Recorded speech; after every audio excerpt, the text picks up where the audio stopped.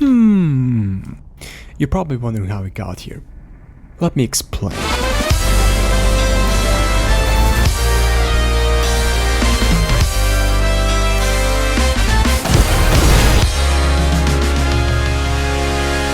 So we traveled here on the UES Safe Travels to determine what happened to the first ship that came here.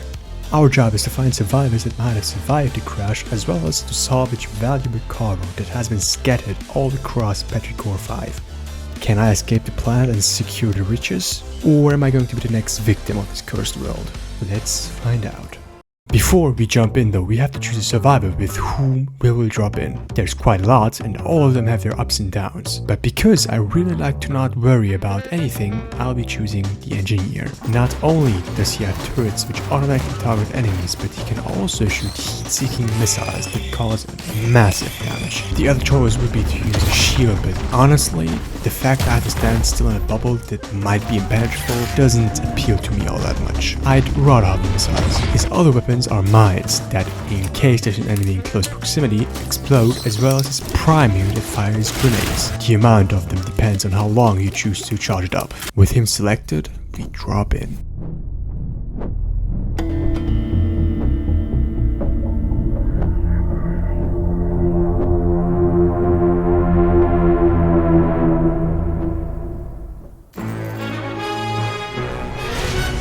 As the door of the capsule pops off, I immediately start blasting missiles at everything that moves, receiving money in return, which I then use to open chests to collect items that give me boosts or abilities. After a while, I find this equipment chest that drop a radar. With that, I scan my surroundings to reveal every interactable structure. So, after defeating every creature and opening every chest in sight, I summon the first teleport boss. Now, in case you don't know what that means, let me explain. Every so-called stage has a teleporter which can be activated at any time. This you should only do if you have collected enough items, since every stage the amount of bosses and their health gets scaled up. Their difficulty also depends on this little bar which goes from easy to very hard to Once the boss is defeated, you can either continue looting chests and companions or teleport to the next stage. In my case, I have looted everything, or so I thought. Nonetheless, I activate it and the Wandering Vagrant appears. This is one of my most hated bosses of the Grandmother, since it has this immensely huge AoE attack that, if the difficulty is high enough, can one-shot you. Anyway, he was quickly defeated because the difficulty was not really high. Now, as you can see, I kept staring off into the distance. Why, you may ask? First of all, I was bored, but there is actually a reason why I did that. While the teleporter is charging up, all interactables are blocked by this red root thingy, but only interactables that haven't been looted can be seen. So I use this little strategy to spot unlooted chests or turrets so that once the teleporter is charged, I can quickly run to it. After doing just that, I head back and travel to the next stage.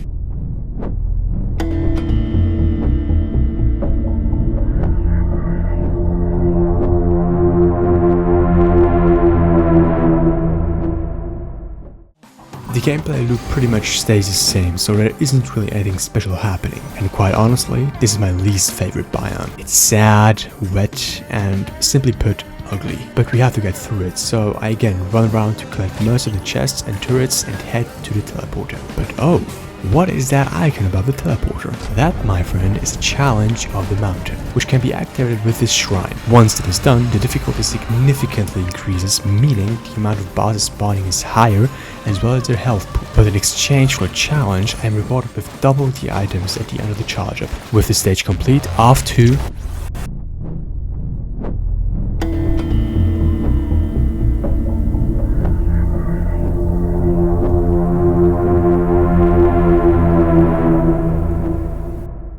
In this snowy biome, my obligation is the same: loot and exterminate. So I do just that. I unveil all kinds of neat items, and amongst them, if you didn't know, among the Risk of Rain community, this item called the Bustling Fungus is often referred as Bungus. So often, in fact, that even in the official Discord, the emote representing this item is called Bungus. The reason for my enthusiasm about this item is because of a neat trait the engineer survivor has. You see, the turrets you can place with them also have all the items equipped as you. That means if you have a Bungus equipped, which casts a healing aura if you stand still for longer than a second, the turrets also cast an aura. This basically makes them a healing station as well as With these items I activate the portal, kill the boss, and it was on to...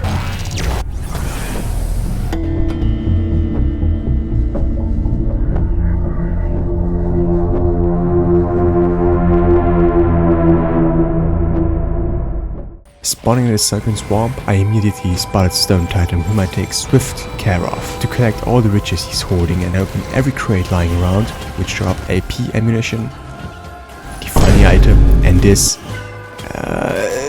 Yana. By activating the teleporter, I now summon this fat pile of rocks again, end him, wait for a charge, and head to...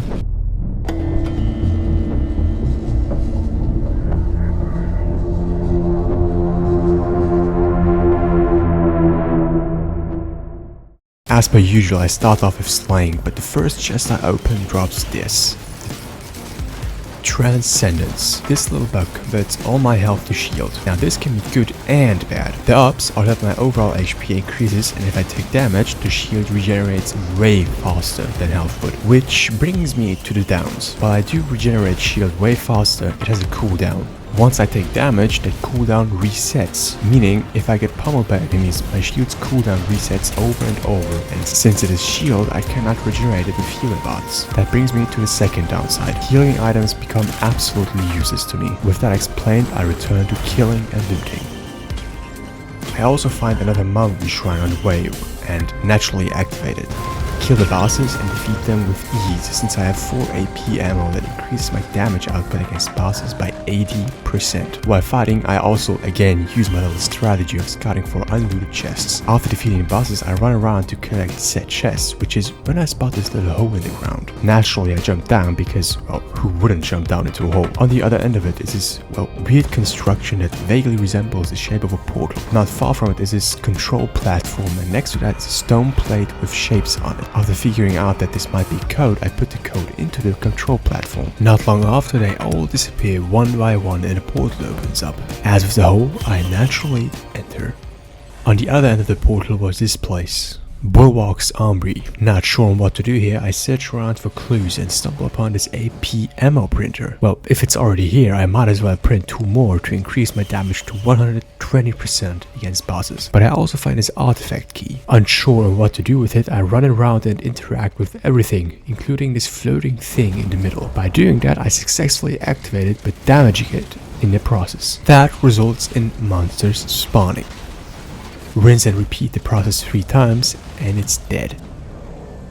And all I get is an achievement. Thanks game. So instead I revolve myself with some more AP bullets, because you know, the more the better. Since the thing in the middle is dead, the portal back to the normal world also appeared, but it doesn't transport me to the final stage. No, because that would be too good. Instead I return to the first stage. Now, it might be the first stage, but the difficulty remains the same. Thus, the enemy spawn rate is cranked up to the maximum, and so is the boss difficulty. So I fight through all the stages again. One upside of the situation is, at least I can collect some more items for the final fight. Or so I thought. Because at stage 8, after the death of the boss, another portal appears. But this time it's blue. Now I was given a choice to either continue onward, possibly tying the monsters in the process, or enter this portal without knowing what could be on the other side. Yeah, I entered the portal. On the other side of it, nothing but void. An endless expanse of darkness. Silent and cold. Yet, as if placed by fate or some forgotten hand, a trail of asteroids hung in space, forming a jagged path across the emptiness.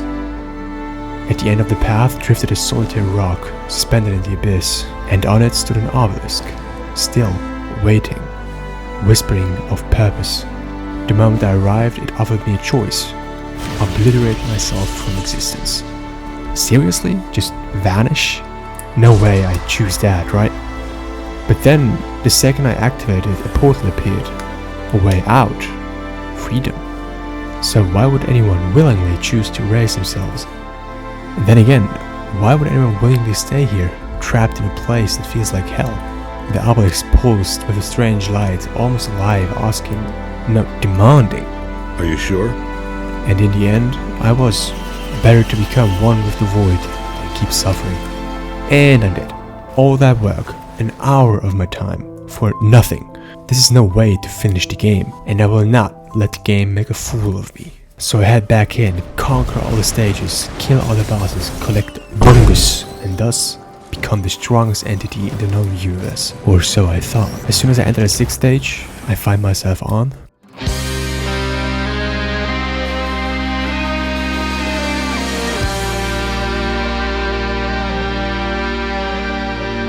Commencement, Moon of Petrichor 5. Walking out of this cave, I see my objective. Release the ship and escape this dreaded moon. To disable the shield, I need to activate all 4 pillars which are knocked with these beams of light in the sky, but not without repercussion. On my way, I get attacked by vigilant rock piles with 4 turrets that shoot plasma, Gatling guns, flying entities, and little balls that spit at me, but they won't stand in my way. I activate all 4 pillars, but the ship isn't released. On the other hand, there are new beams of light. As I approach them, they launch me in the sky onto this platform that suspiciously looks like an arena. I prepare for the worst and close in on a black hole in the middle. Then this happens.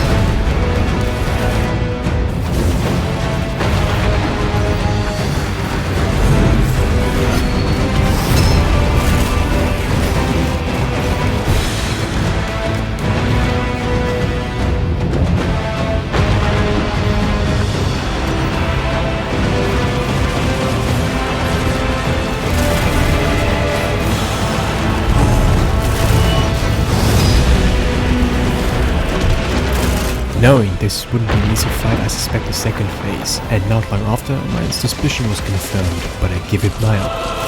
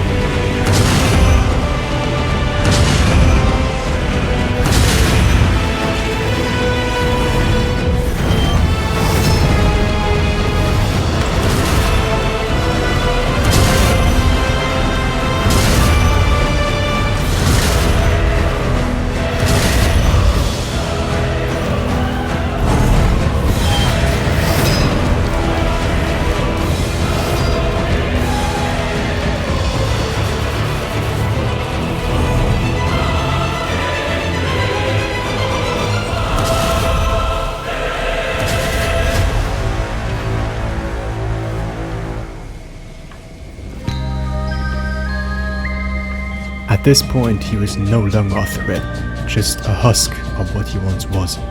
It looked like he had given up. No more rage, no more thunder, just the last flickers of power burning through his broken form. For a moment I almost pitied him, but even in death he wouldn't let me go. There would be no quiet ending, no noble sacrifice. Instead, he used his last bits of strength, not to save, but to destroy. To bring everything down with him, including himself, including me. He gave me no time. Only 3 minutes. 3 minutes to escape a dying moon, to outrun annihilation. I rush back to the ship, who is in dire need of help. Fend off one Void Reaver after the other. But since the god that once ruled this moon has passed, his underlings had no chance. They were making no difference. They had already lost, and I had won.